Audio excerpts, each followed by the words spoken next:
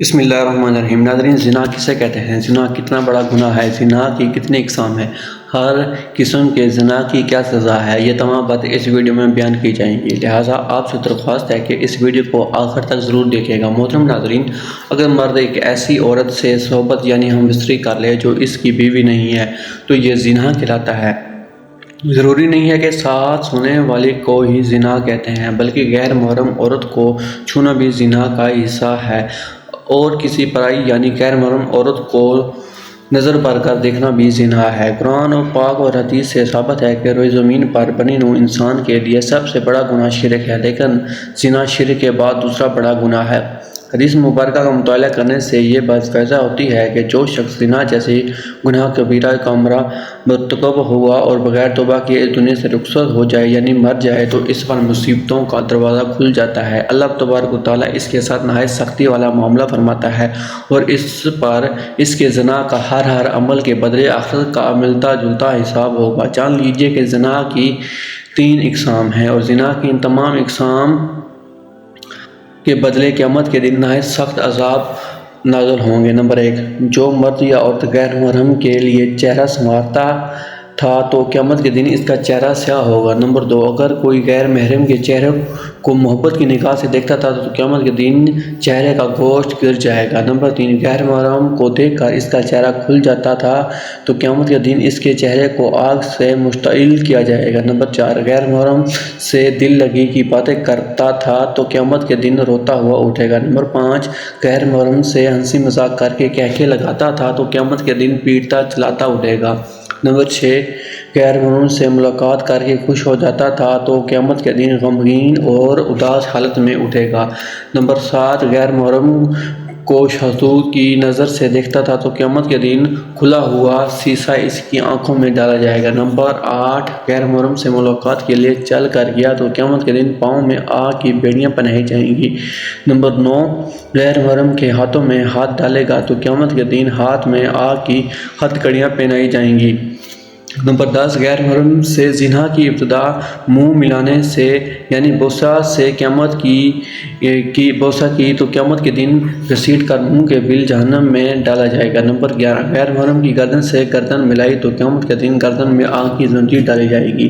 Number 12، غیر محرم کے سامنے شرمگاہ سے لباس ہٹایا تو قیامت کے دن اسے تارکول کا لباس پہنایا جائے گا۔ نمبر 13، غیر محرم سے مل کر جنسی پیاسی بجھائی تو قیامت کے دن پیاسا اٹھایا جائے گا۔ نمبر 14، غیر محرم سے ملاپ کے دوران جنسی طوفان اٹھا تو قیامت کے دن شرمگاہ کو آگ سے دھکایا جائے گا۔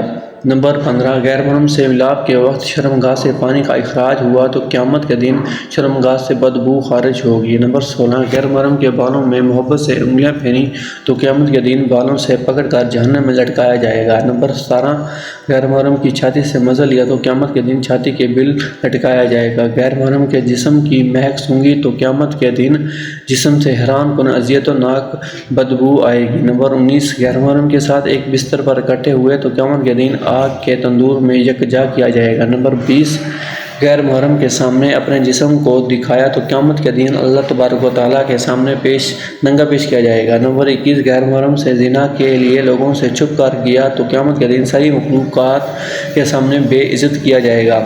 نمبر 22، غیر محرم سے طلب چھپانے کے لیے لوگوں سے جھوٹ بولا تو قیامت کے دن اس کے منہ پر مہر لگا دی جائے گی، اس کی اعضاء سے گواہی دی جائے گی۔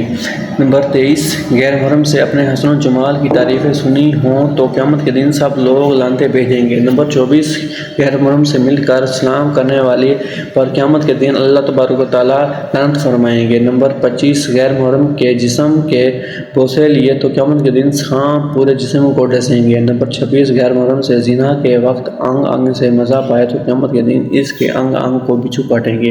نمبر 27، غیر محرم کے جسم پر اختیار پایا تو قیامت کے دن غیر محرم کے شوہر کو اللہ تبارک و تعالیٰ زانی شخص کی نیکیوں پر اختیار دے دے گا۔ نمبر 28 غیر محرم کے جسم پر سواری کی تو قیامت کے دن غیر محرم کے شوہر کے گناہ اس کے سر پر سوار ہو جائیں گے۔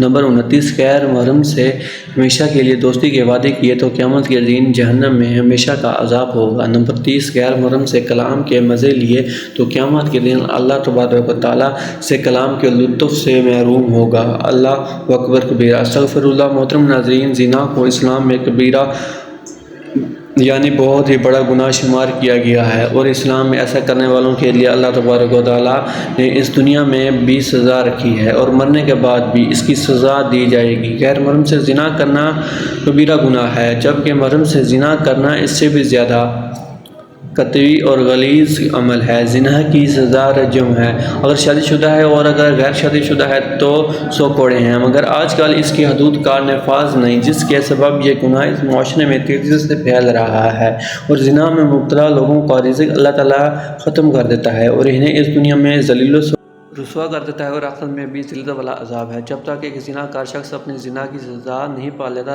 تب تک وہ پاک صاف نہیں ہوتا۔ ایسے شخص کو صدق دل سے توبہ استغفار کرنی چاہیے، جس سے اللہ تعالیٰ راضی ہو جائے۔ ایسے شخص اگر اپنے گناہ پر نادام ہو کر توبہ کرے تو آئندہ ایسا گناہ نہ کرنے کا پکا سچا عہد کرے تو اللہ تبارک و تعالیٰ سے بے حد غفور و رحیم ہے۔ جان لیجیے کہ زنا جیسے گناہ کبیرہ کے بارے میں پیارے نبی کریم صلی اللہ علیہ وسلم نے فرمایا، مومن ہوتے ہوئے تو کوئی شخص زنا کر ہی نہیں سکتا۔ اللہ تعالیٰ قرآن پاک میں ارشاد فرماتا ہے، اور دیکھو زنا کے قریب بھی نہ جاؤ، یہ بے حیائی اور برا راستہ ہے۔ القرآن۔ نبی کریم صلی اللہ علیہ وسلم نے فرمایا، اگر زنا کرنے والے شادی شدہ ہوں تو کھلے میدان میں پتھر مار مار کر مار ڈالا جائے، اگر کنوارے ہیں تو 100 کوڑے مار دیے جائیں۔